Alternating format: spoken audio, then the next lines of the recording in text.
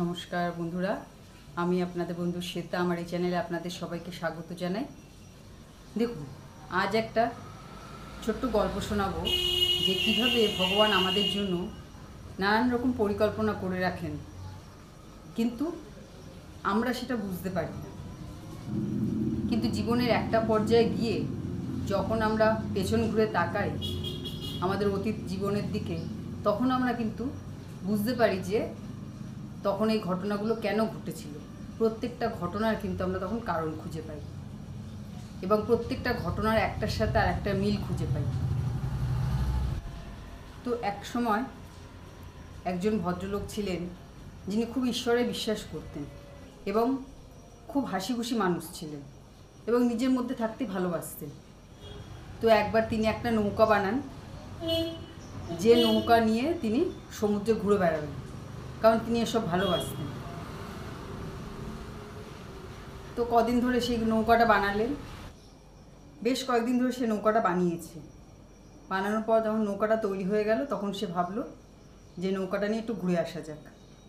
এই বলে সে সমুদ্রে ঘুরতে বেরিয়ে গেল নৌকাটা নিয়ে। সে তার নৌকা নিয়ে সমুদ্রে খুব ভালোভাবে ঘুরতে লাগলো, আর সে খুবই ঈশ্বর বিশ্বাসী ছিল যে না, ঈশ্বর আমার সঙ্গেই আছে, এরকম সবসময় সে ভাবতো। তারপর ঘুরতে ঘুরতে একটা সময় হলো, মানে বেশ কিছুটা যাওয়ার পর তার নৌকাটা ব্যালেন্সটা নষ্ট হয়ে যায় এবং নৌকাটা উল্টে যায়।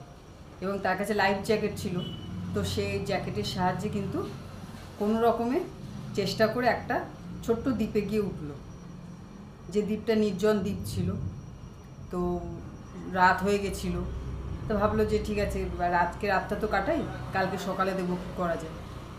তারপর পরদিন সকাল হলো, পরদিন সকালে সে চারিদিক ঘুরে ঘুরে দেখতে লাগলো দ্বীপে, কোথাও কাউকে দেখা যাচ্ছে না। তো এবং কিন্তু ফলমূলের গাছ ছিল অনেক, তো সেখান থেকে ফল পেড়ে সে নিজেও খেলো এবং ভগবানকেও নিবেদন করলো। ওই ফল খেয়ে কিন্তু দিন কাটাতে লাগলো। গাছ থেকে ফল পেড়ে নিজেও খেত এবং ভগবানকেও নিবেদন করত।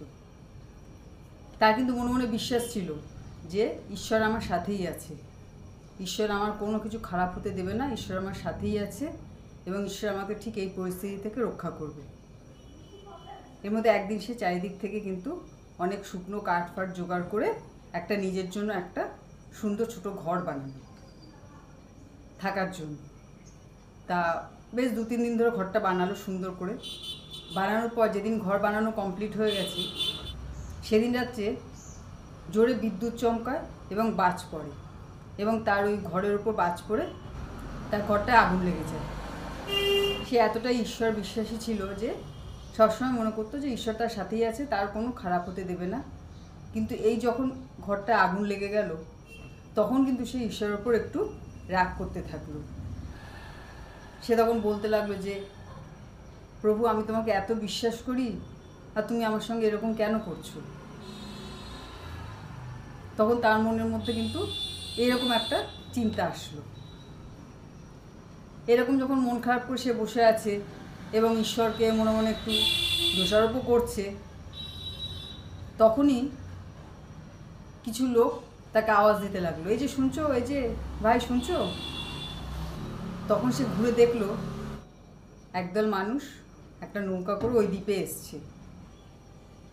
এবং তখন তারা তাকে বললো যে তোমার বাড়ির লোকরা তোমাকে কবে থেকে খুঁজছে, খুঁজে পাচ্ছে না, এই জন্য আমরা তোমাকে খুঁজতে বেরিয়ে পড়েছি। আমরা তো ওই যে আগুনটা জ্বললো, ওই আগুনটা দেখে আমরা এই দ্বীপের কাছে আসলাম, নাহলে তো আমরা এখন এখান দিয়ে চলে যেতাম। মানে আগুনটা দেখার জন্যই তারা বুঝতে পারলো যে এই দ্বীপে কেউ মনে আছে। তারা আগুনটা দেখেই এখানে কি হয়েছে তারা দেখতে আসলো, এবং তখনই কিন্তু ওই ভদ্রলোকে দেখা পেল। তখন সেই ঈশ্বরকে ধন্যবাদ করতে লাগলো, ভগবান সত্যি তোমার উপর আমি কত রাগ করলাম, তোমাকে কত কিছু বললাম, কিন্তু তুমি যা করো, তুমি যা করলে তা আমার ভালোর জন্য তখন বুঝতে পারিনি, কিন্তু এখন বুঝতে পারছি, সেজন্য আমাকে ক্ষমা করে দিও। এবং তারপরে ভদ্রলোক ওদের সাথে ফিরে আসলো। তো এই গল্পের মাধ্যমে কি বোঝা যায় যে ঈশ্বর যা করেন আমাদের ভালোর জন্যই করেন।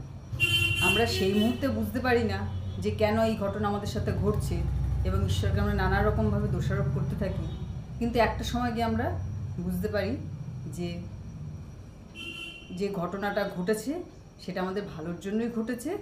তখন কিন্তু ঈশ্বরের প্রতি আমাদের বিশ্বাস আরও কিন্তু মজবুত হয়। ঠিক আছে, তো আজকে ভিডিও এখানে শেষ করছি। সবাই ভালো থাকবেন, সুস্থ থাকবেন। নমস্কার।